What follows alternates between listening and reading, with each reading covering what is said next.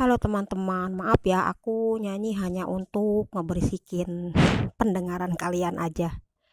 Video ini hanya untuk hiburan ya, menghibur diriku sendiri karena untuk mengisi kekosongan jiwaku saja. Ya, setelah hidupku ini terjatuh teman-teman, mengalami kegagalan yang fatal.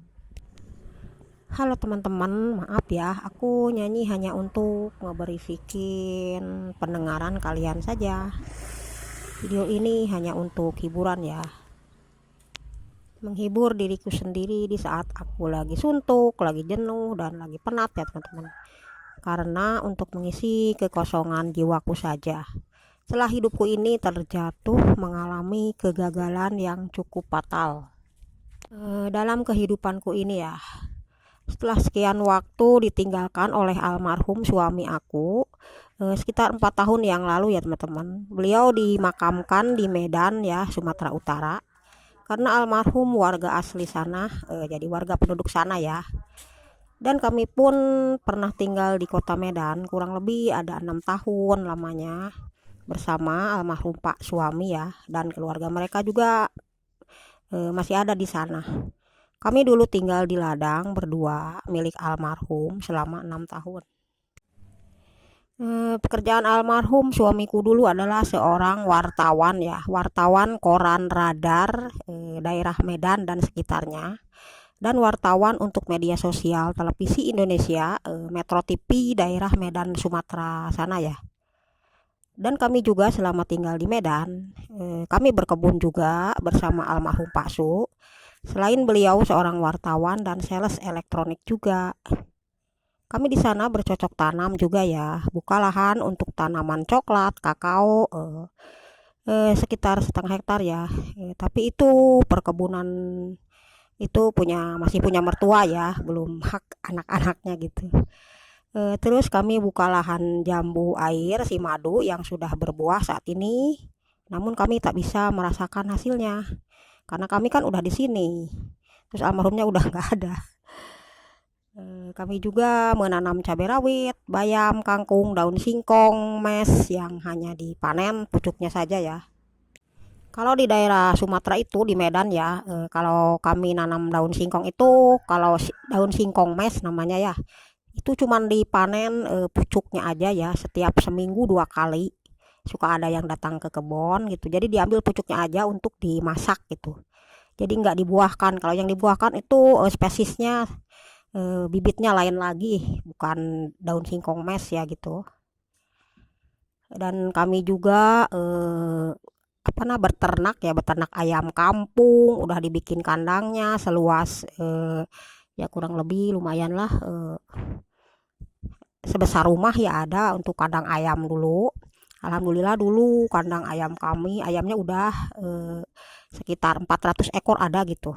Kebanyakannya yang jago-jago, warnanya merah-merah semua ya, pokoknya senang deh.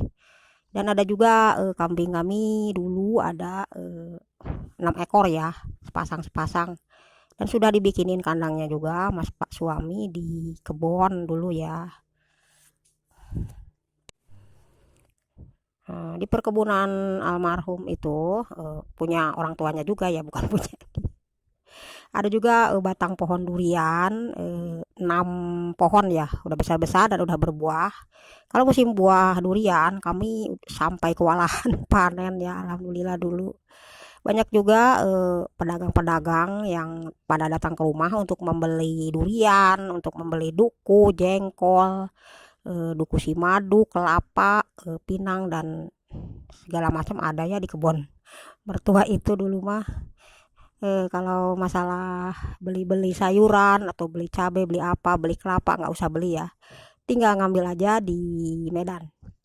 Nggak percaya dulu waktu aku jualin durian ya yang jatuhan itu, yang udah matang itu, kami jual satu bijinya hanya 5.000 perak saja.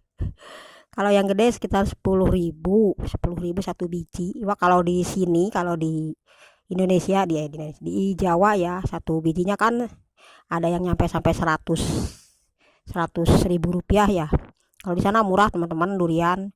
Ini kalau durian itu kalau di sana kalau mau panen ya sekitar sebelum bulan Agustus itu udah mulai berbuah ya. Nanti bulan September udah pada jatuhan sampai ke bulan Desember gitu. Dan pokoknya happy-happy deh waktu itu di sana.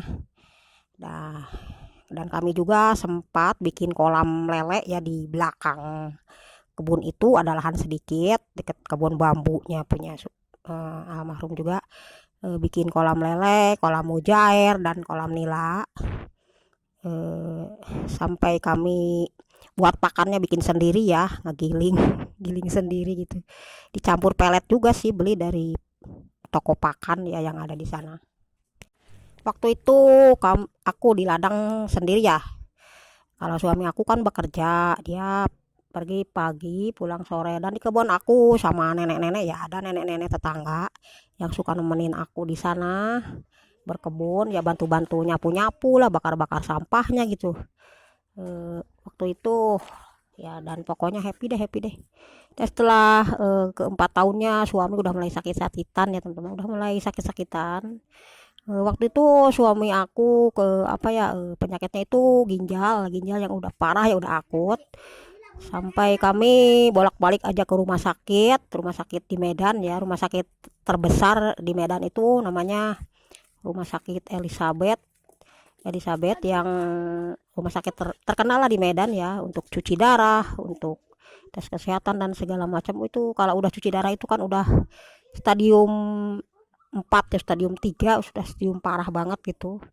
Dan aku pun sampai bolak-balik aja ke rumah sakit, sampai kurang-kurang tidur ya, kayak kalau diceritain mah bikin menyedihkan ya teman-teman.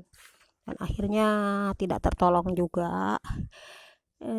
Sampai aku habis-habisan ya, bukannya sombong ya, aku sampai jual mobil, jual motor dengan harga yang murah-murah untuk berobat almarhum ya. Tuhan Allah kan berkehendak lain ya. Akhirnya suamiku dipanggil juga, ya sudah, aku ikhlaskan aja ya, karena udah takdirnya gitu. Dan aku pun selang beberapa bulan masih tinggal di Medan, dan setelah itu aku pulang ya ke Bogor dulu untuk bekerja di sana beberapa tahun, 2 tahun ya. Sambil menenangkan pikiran ya, aku bekerja di Bogor dulu selama 2 tahun merawat lansia ya. Ya hitung-hitung refreshing otak gitu, menghilangkan kenangan-kenangan yang dulu gitu.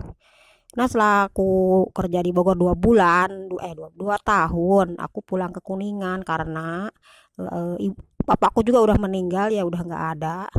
Hampir sama dengan suami aku meninggalnya ya, selisih berapa bulan aja. Setelah suamiku meninggal, baru bapakku juga meninggal dunia juga ya di Kuningan. Dan ibu aku sendirian di sana, udah tua, udah lansia juga. Ya akhirnya aku pulang ke Kuningan ya teman-teman. Di situ kami bertiga di sini di Kuningan ini. Kami bertiga, ibu aku, adik aku yang laki-laki yang jualan di pasar ya, jualan sembako dan bubur giling. Dan aku bertiga ya di Kuningan. Pokoknya ya inilah cerita aku ya. Kalau mau dibongkar-bongkar banyak juga yang lebih pilu dari cerita ini. Ya, segitu aja teman-teman, sharing-sharing tentang pengalaman kehidupanku yang gimana ya, jatuh bangun gitu ya. Pokoknya aku tetap tegar, tetap berdoa dan berusaha supaya aku bisa sehat, keluarga kami sehat, masih bisa dilimpahkan rezeki dengan mudah, dan jauhkan dari mara bahaya ya teman-teman. Ya udah deh, segitu aja sharing tentang pribadi aku biar kalian tahu ya seberapa tegarnya hidupku ini mengalami hal-hal kehidupan yang cukup berat ya, cukup berat bagiku ya. Terima kasih ya teman-teman yang sudah menonton dan menyimak video ini. Semoga kalian juga disehatkan, dilindungi Allah Subhanahu wa Ta'ala dimanapun kalian berada. Terima kasih yang sudah menonton. Dadah, goodbye.